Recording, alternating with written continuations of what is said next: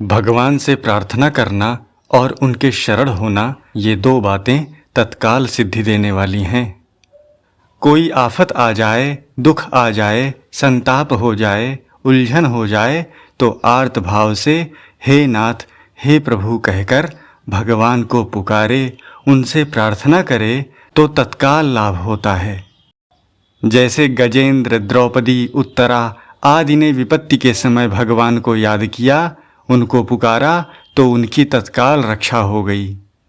कारण ये है कि जब अपना बल कोई काम नहीं देता, अपनी बुद्धि कुंठित हो जाती है, उस समय भगवान की शरण लेने से भगवान की कृपा काम करती है। जब गजेंद्र ग्राह से अपने को न छुड़ा सकने के कारण अपने बल से और अपने साथियों से निराश हो गया, तब वह भगवान की शरण में गया और भगवान ने उसको ग्राह से मुक्ति दिलाई।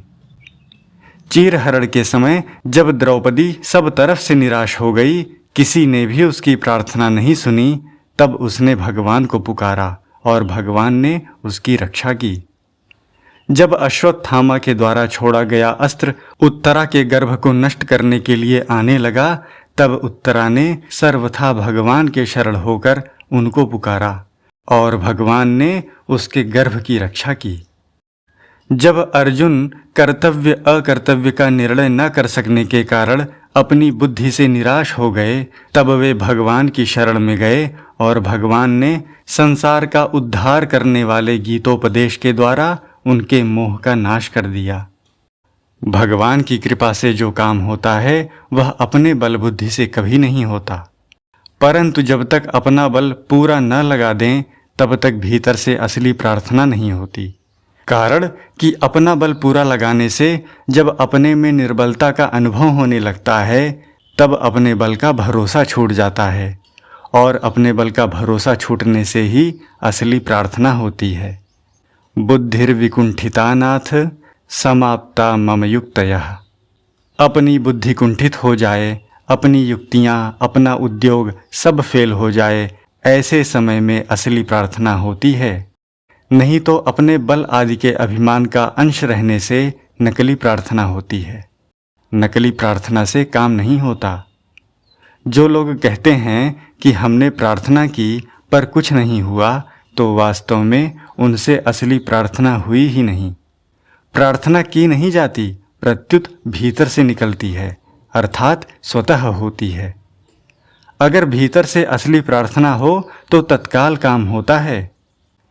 जब अपने बल का, योग्यता का, पद का, विद्या का, बुद्धि का, वर्ण का, आश्रम का, संप्रदाय का कोई न कोई सहारा रहता है, तब न तो असली प्रार्थना होती है और न असली शरणागति ही होती है।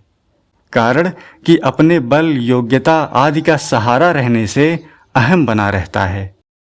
जब तक अहम है तब तक असली प्रार्थना और असली शरणागति नहीं होती। असली प्रार्थना और असली शरणागति के बिना काम नहीं होता। अपने में सर्वथा निर्बलता का अनुभव हो जाए, तब असली प्रार्थना और असली शरणागति होती है। सुनेरी मैंने निर्बल के बल राम। निर्बलता का अर्थ ये नहीं है कि हमारा शरीर निर्बल हो जाए, शरीर में शक्ति ना रहे, हम बीमार हो जाएं। निर्बलता का अर्थ है अपने बल से निराश हो जाना, अपने बल का किंचिन मात्र भी सहारा, भरोसा या अभिमान न होना।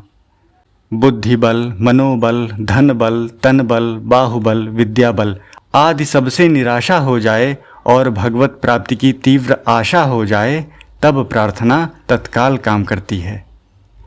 अपने बल की आशा रहे और भगवत प्राप्ति से निराश हो जाएं, तब प्रार्थना काम नहीं करती।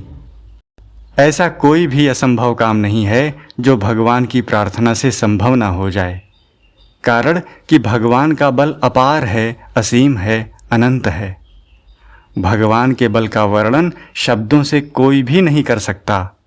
हम उनको जितना अपार, असीम, अनंत समझते हैं, उससे भी वे बहुत विलक्षण अपार हैं, विलक्षण असीम हैं, विलक्षण अनंत हैं। अपार, असीम और अनंत शब्द तो सापेक्ष हैं, अर्थात पार की अपेक्षा अपार है, सीमा की अपेक्षा असीम है, अंत की अपेक्षा अनंत है, पर भगवान निरपेक्ष हैं। उनकी प्रार्थना और शरणागति निर्बल होने से होती है। जब लगी गज बल अपनो बरत्यो, नेक सरयो नहीं काम, निर्बल हुए बल राम पुकार्यो, आए आधे नाम। एक भगवान के सिवाय किसी का आश्रय न रहे। एक भरोसो एक बल, एक आस विश्वास, एक राम घनश्याम हित, चातक तुलसीदास। जब तक बल बुद्धि योग्यता वर्ण आश्रम आदि का किंचन मात्र भी आश्रय है, तब तक अनन्य पुकार नहीं होती। अपने बल बुद्धि आदि का किंचन मात्र भी आश्रय ना हो और ऐसा अनुभव हो कि मैं अपने बल बुद्धि योग्यता आदि से भगवान को प्राप्त कर ही नहीं सकता, अपने दुख को दूर कर ही नहीं सकता, तब भगवान का बल काम करता है। साधक को चाहिए कि वह अपने में निर्बलता का अनुभव करके भगवान पर ही निर्भर हो जाए, उनके ही परायण हो जाए कि हे नाथ, आपके सिवाय मेरा कोई आश्रय नहीं है, कोई शक्ति नहीं है। ऐसा होकर निश्चिंत हो जाए तो तत्काल काम होता है, जबकि अपनी साधना के बल से वर्षों तक काम नहीं होता। इसमें एक मार्मिक बात है कि अपनी शक्ति तो पूरी लगानी चाहिए, पर आश्रय भगवान का ही रखना चाहिए। इसलिए गीता ने कहा है, जरा मरण मोक्षाय मामाश्रित्य यतन्ति ये, ते ब्रह्म तद्विदुः कृत्सन् मध्यात्मम कर्म चाखिलम। जरा और मरण से मोक्ष पाने के लिए जो मेरा आश्रय लेकर यत्न करते हैं, वे उस ब्रह्म को, संपूर्ण अध्यात्म को और संपूर्ण कर्म को भी जान जाते हैं। साधक यत्न तो करे, पर भरोसा यत्न पर न रखकर भगवान पर रखे। जैसे भगवान ने बाएं हाथ की छोटी अंगुली के नख पर गोवर्धन पर्वत को उठा लिया और ग्वाल बालों से कहा कि सब अपनी अपनी लाठी लगाओ। सबने अपनी लाठियां लगा दी, पर उनके मन में यह भाव आया कि हम सब ग्वाल बालों ने अपनी लाठियों से सहारा लगाया है, तभी पर्वत ठहरा है। उनके मन में ऐसा भाव आने पर भगवान ने उनके बल का अभिमान दूर करने के लिए अपनी अंगुली को थोड़ा सा नीचे किया तो सब चिल्लाने लगे कि अरे दादा, मरे मरे। भगवान के द्वारा ऐसा करने का तात्पर्य था कि तुम अपना बल तो लगाओ, पर आश्रय अपने बल का मत रखो। तत्परता तो पूरी हो, पर अपने बल का अभिमान ना हो। इसलिए भगवान ने अर्जुन से कहा, निमित्त मात्रम भव सव्यसाचिन। हे सव्यसाची, तुम निमित्त मात्र बन जाओ। निमित्त मात्र बनने का अर्थ है कि अपनी शक्ति तो पूरी लगाओ, पर अपनी शक्ति का किंचिन मात्र भी भरोसा मत रखो। थोड़ा सा काम कर देना निमित्त मात्र बनना नहीं है। अर्जुन दोनों हाथों से बाण चलाते थे। वे दाएं हाथ से बाण चलाकर जैसा निशाना मारते थे, वैसा ही निशाना बाएं हाथ से बाण चलाकर मारते थे। इसलिए अर्जुन का नाम सव्यसाची था। भगवान अर्जुन को सव्यसाची संबोधन देकर यह कहते हैं कि तुम अपनी पूरी शक्ति लगाओ, पर मन में यह बात मत रखो कि मेरे बल से, मेरी विद्या से काम हो जाएगा। जो कुछ होगा मेरी कृपा के बल से होगा। इसलिए भगवान की कृपा का आश्रय लेकर प्रार्थना की जाए तो भगवान की अपार विलक्षण शक्ति तत्काल काम करती है। रामचरितमानस में आया है, मसकहि करई बिरंच प्रभु, अजहि मसकते हीन। जो चेतन कह जड़ करई, जड़ ही करई चैतन्य। तृण ते कुलिस, कुलिस तृण करई। तात्पर्य है कि भगवान असंभव को संभव और संभव को असंभव बनाने में सर्वथा समर्थ हैं। कर्तुम अकर्तुम अन्यथा कर्तुम समर्थः। उनमें किसी तरह की असामर्थ्य नहीं है, वे सब तरह से पूर्ण हैं। बल बुद्धि विद्या योग्यता आदि किसी भी विषय में उनमें किंचिन मात्र भी कमी नहीं है। ऐसे सर्वथा परिपूर्ण सर्वसमर्थ भगवान के साथ हमारा संबंध हो जाएगा तो उनकी सब शक्ति हमारे में आ जाएगी। जैसे बिजली के तार के साथ संबंध होने पर पंखा भी चलता है, अंगीठी भी जलती है, बर्फ भी जमती है, प्रकाश भी होता है। एक ही शक्ति से अनेक परस्पर विरुद्ध कार्य हो जाते हैं। ऐसे ही संसार की उत्पत्ति करने में, पालन करने में और संहार करने में एक ही शक्ति काम करती है।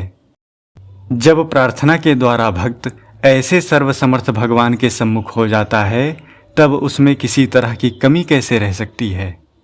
कमी रहने की संभावना ही नहीं है। भगवान कहते हैं, यो मामेवम सम्मूढ़ो जानाति पुरुषोत्तमम स सर्वविद भजति माम सर्वभावेन भारत। हे भारत, इस प्रकार जो मोह रहित मनुष्य मुझे पुरुषोत्तम जान लेता है, वह सर्वविद मनुष्य सब प्रकार से मेरा ही भजन करता है। जो भगवान को पुरुषोत्तम जानता है वही सर्वविद होता है। संसार की बहुत बातें जानने से मनुष्य सर्वविद नहीं होता। भगवान की शक्ति अपार, असीम, अनंत, अगाध है, ऐसा जिसका दृढ़ विश्वास है, वह सब प्रकार से भगवान का ही भजन करता है। उसकी दृष्टि भगवान के सिवाय दूसरी तरफ जाती ही नहीं। भगवान के सिवाय और किसी का कोई सहारा नहीं रहता, और किसी का कोई मूल्य नहीं रहता, और किसी से कोई आशा नहीं रहती। वह सब तरफ से निराश हो जाता है। मैं अपने बल से कर लूँगा, यह बात उसके हृदय से सदा के लिए उठ जाती है। ऐसी स्थिति में असली शरणागति होती है, असली प्रार्थना होती है।